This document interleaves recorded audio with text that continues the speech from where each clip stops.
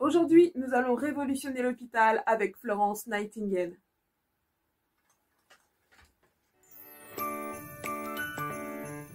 Florence Nightingale est née en 1820 durant le très long voyage de noces de ses parents en Italie. Ses parents la prénomment Florence comme sa ville de naissance. Elle est issue d'une famille de la haute société britannique et reçoit une très bonne éducation donnée par son père à la maison. Déjà sensible à la cause des malades, à 17 ans, dans le jardin familial, elle ressent l'appel de Dieu. Mais ses parents refusent qu'elle devienne infirmière car c'est un métier peu recommandable pour une fille de bonne famille. À l'époque, les infirmières que l'on appelle les nurses sont surtout des femmes de ménage qui de temps en temps s'occupent des malades. Ce sont des femmes de basse extraction qui sont souvent prostituées ou alcooliques.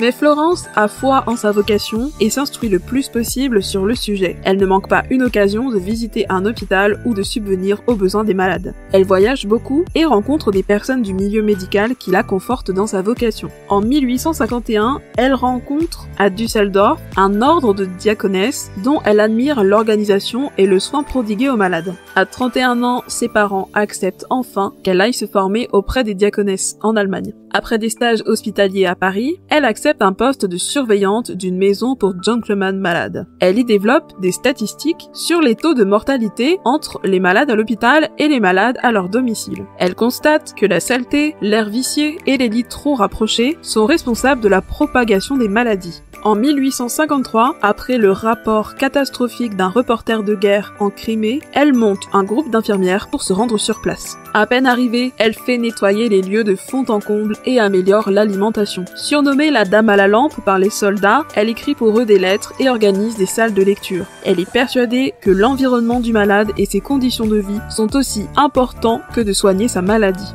De retour à Londres, elle fuit la célébrité, elle rédige des rapports et des statistiques qui seront essentiels sur le futur traitement de la santé dans l'armée. En 1860, elle crée son école d'infirmière. Elle professionnalise alors les nurses et en fait un métier respectable. Elle fait séparer le ménage des soins apportés aux malades. Elle prodigue une formation solide que les infirmières pourront répandre dans leur lieu d'exercice. Elle fait d'une vocation qui était avant religieuse une vocation professionnelle. Pour cause de maladie, elle doit rester alitée pendant les 13 dernières années de sa vie, mais continue de lutter pour l'amélioration des soins et publie des rapports et des livres. Ces théories ont été utilisées dans le monde entier et ont servi de base pour la pratique des soins médicaux que l'on prodigue encore aujourd'hui.